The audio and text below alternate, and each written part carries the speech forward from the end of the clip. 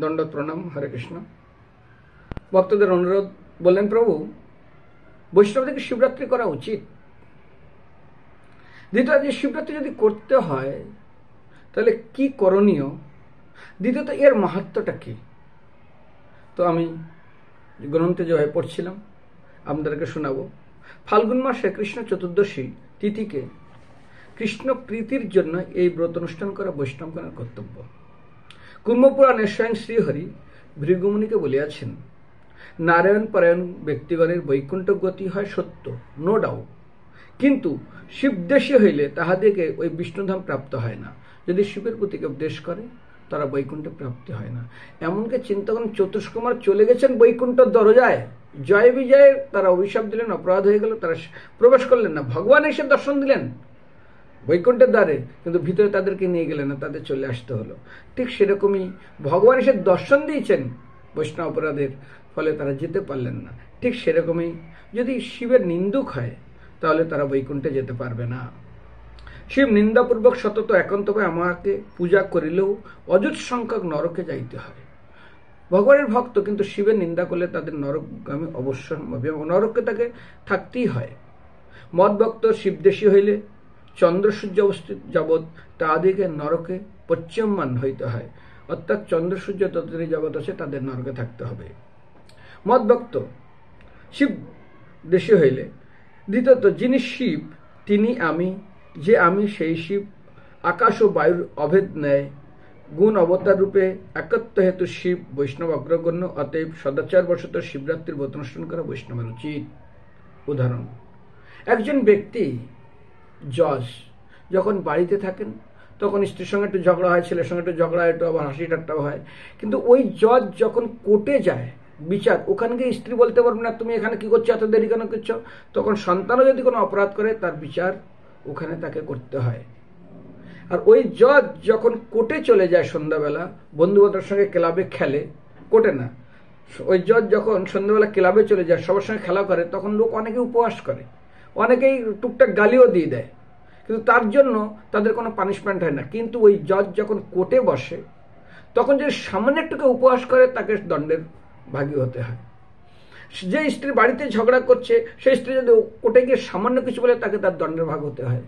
ঠিক একই ভগবান তিন রূপে আছেন, যেমন একই জজ বাড়িতে একরকম, কোর্টে একরকম, আবার ক্লাবে একরকম। ঠিক ভগবান তার নিজেকে এই জগতের সৃষ্টি স্ত্রী প্রলয় সাধন শক্তি রেখা সাহেবজ্যস্য ভুবনানি বিভূতি দুর্গা, যেমন বলেছে দুধ আর দই। আচ্ছা, দুধ আর দইয়ের ভিতর পার্থক্য কি? যথা ক্ষীরম দধি বিকাশ ও বিশ্বাস জগাত। দুধকে সামান্য অম্ল মিশালে পরে কি হয় না, সেটা দইয়ে পরিণত হয়। ঠিক সেরকম একই দুধ, দুধ না হলে দই হবে না। হ্যাঁ, একটা জিনিস, দুধ থেকে দই হয়, দই থেকে কিন্তু দুধ হয় না। এটা কিন্তু খুব বিচার্য বিষয়। যেমন আমাদের দেশে আছে যে অনেকেই বলে এই কালী সেই কৃষ্ণ, অনেকেই বলে ভাই এটা তো সত্য। আমাকে প্রশ্ন বলছে, পুরো একই কালী একই কৃষ্ণ, কৃষ্ণ তো কালী হয়েছিল। আমি বলে কালী কয়বার কৃষ্ণ হয়েছিল? হ্যাঁ, সেটা তো জানা নেই। আরে ভগবান অনেক কিছু হতে পারে। যাই হোক, ভগবান তো মৎস্য অবতার হয়েছে, কুর্ম অবতার হয়েছে, অনেক কিছু হয়েছে, হতে অসুবিধা কি আছে? ভগবান তো অনেকবার ভক্তের অনেক রূপ ধারণ করেছেন, জয়দেবের রূপ ধারণ করেছেন, ভক্ত কুম্ভের রূপ ধারণ করেছেন, কি না কি রূপ ভগবান ধারণ করে এসেছেন। যাই হোক, তো এখানে বলা হয়েছে, স্কন্দ পুরাণে বর্ণিত আছে, মাঘ ও ফাল্গুন নামের মাসের মধ্যবর্তী কৃষ্ণ চতুর্দশী শিবরাত্রি বলিয়া অভিহিত।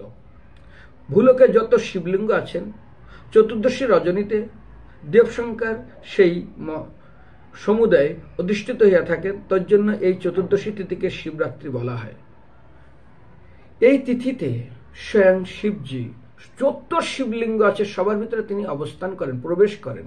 উদাহরণ, আপনার আকাশে একটাই সূর্য, কিন্তু আপনি বাড়িতে উঠানে কিংবা ছাদে 1000 থালা পেতে দিন, আর 1000 থালার ভিতরে জল দিয়ে দিন, প্রত্যেকটা থালার ভিতরে আপনি সূর্য দেখতে পাবেন। কিংবা 1000 আয়না রেখে দিন, প্রত্যেকটা আয়নার ভিতরে একই সূর্য আপনি দেখতে পাবেন।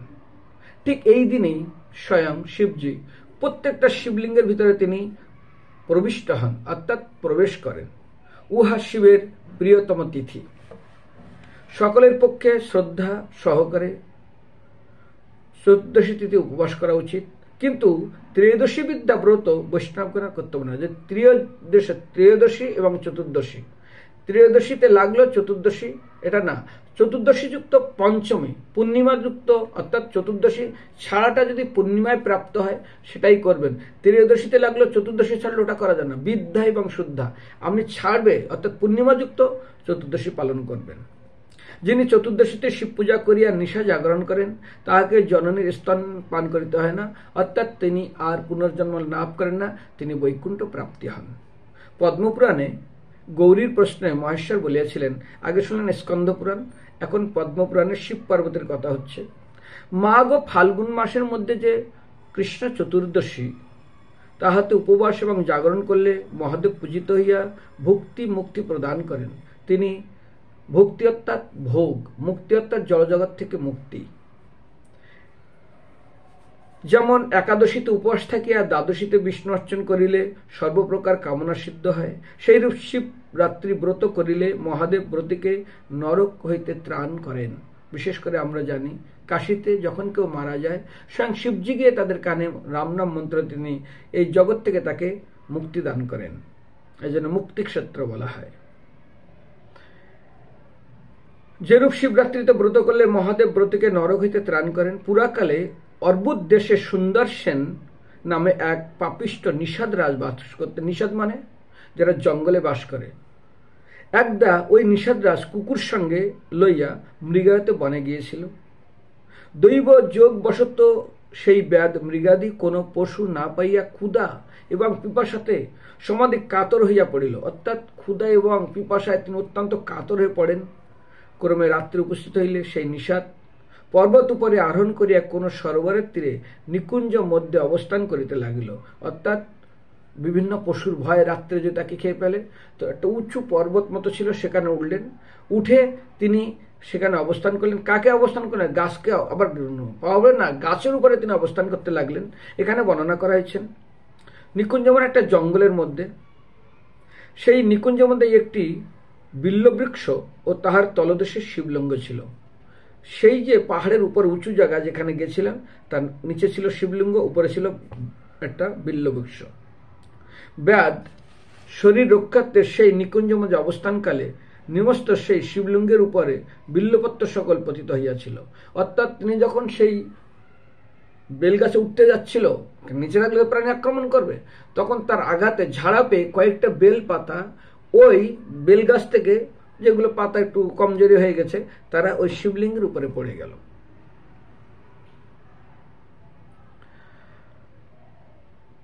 নিকুঞ্জ মধ্যে পতিত হইল। ব্যাদ তাহা কিছুই জানিল না। সেই নিকুঞ্জ মধ্যে ধূলি পরিষ্কার করণ মানুষে জলসেচক করায় ওই লিঙ্গ স্নান হইল। এবং তিনি যেখানে ছিলেন কিছু সময়, তো তিনি কি করছিলেন, একটু বসবেন কোথায়, এত পাতা তো পরিষ্কার করছিলেন। এবং পাশে ছিল বিশেষ করে পুকুর, সেই পুকুর থেকে জল নিয়ে একটু ছিটা দিচ্ছিলেন, এত ধুলোবালি আছে, এবং যখন ছিটা দিচ্ছিলেন তখন কিছু জল ওই শিবলিঙ্গের উপরে পড়ত। প্রমাদবশত ব্যাদের হস্ত হইতে একটি বাণ ভূমিতে পতিত হইলে ব্যাদ জানু দ্বারা ভূতলে নত হইয়া সেই লিঙ্গ স্পর্শ করত, সেই বাণ গ্রহণ করিল। এইবার ব্যাদ যখন এইবার জল দিচ্ছিল, একটা নিচে হয়েছিল, উপর থেকে একটা বাণ পড়ে যায় নিচে, এবং বাণটা নিতে গিয়ে তিনি আর কি করবেন, তাটা দেখে একটা পাথর মতো শিবলিঙ্গ আছে, তাতে হাত দিয়ে বাণটা উঠেছিলেন। ব্যাদ জানু দ্বারা ভূতলে নত হইয়া সেই লিঙ্গে স্পর্শ করত সেই বাণ, এবং তার হাঁটু দুটো প্রথমে নিচে নামালেন, তারপরে ব্যাস তিনি যখন উঠাতে চান তখন তার মাথাটা নিচু হয়ে যায়, এবং সেটা প্রণামের ফল হয়। এই সকল কারণে সেই দিন ব্যাদের স্নান, পূজন এবং জাগরণ সিদ্ধ হইল, অর্থাৎ জল ছিটা গেছে ধুলাবাড়ি পরিষ্কার করার জন্য, লিঙ্গে স্নান হয়ে গেল, পূজন হয়ে গেল, মানে উপরে গাছে উঠতে গেছে, কয়েকটা বেলপাতা সেই শিবলিঙ্গের উপরে পড়ে গেল। আর সারা রাত ক্ষুধা এবং তৃষ্ণা এবং মৃত্যুর ভয়ে ঘুমাতে পারেননি, জাগরণ হয়ে গেল। অনন্তর রাত্রি প্রভাত হইলে ব্যাদ আপন আবাসে গমন করিয়া ভার্য প্রদত্ত অংশগ্রহণ, ভার্য অর্থাৎ স্ত্রী, তারপরে তিনি সকালবেলা উঠেই চলে আসেন, এসে তিনি তার স্ত্রী প্রদত্ত অন্ন গ্রহণ করেন।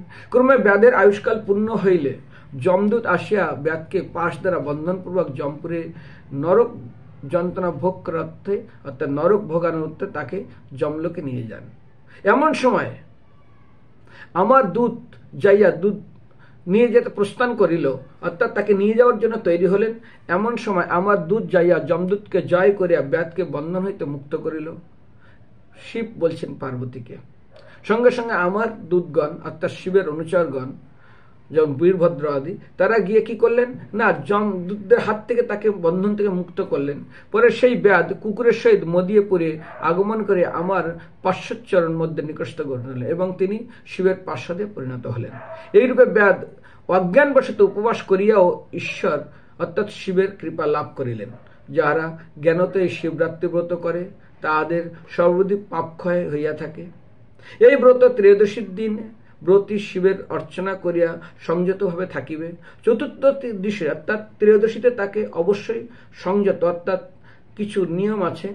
ইন্দ্রপরায়ণ কোনো কার্য করা যাবে না, তাকে অমন কোনো খাবার খাওয়া যাবে না যেগুলো অশুদ্ধ খাবার।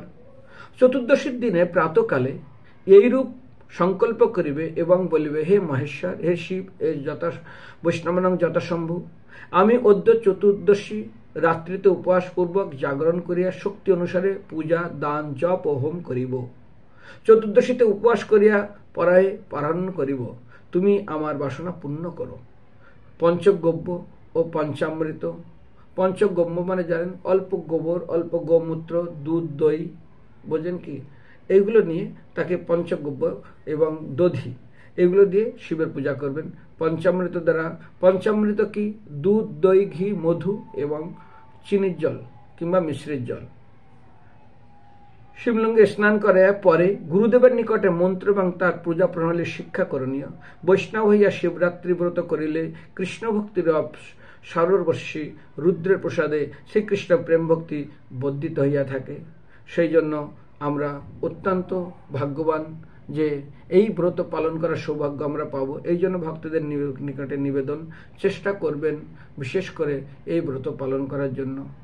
আর আমি একটা গল্প বলেছিলাম, এটা সত্য ঘটনা, জানেন কি জানেন, খুব সুন্দর সুন্দর কয়েকটা মাহাত্ম্য আছে শিবের ভক্তদের যারা এই শিবরাত্র পালন করেছেন। এবং একসময় এক চোর জেগেছিলেন শিবের মন্দির চুরি করার জন্য, অর্থভাবে চলছে না সংসার।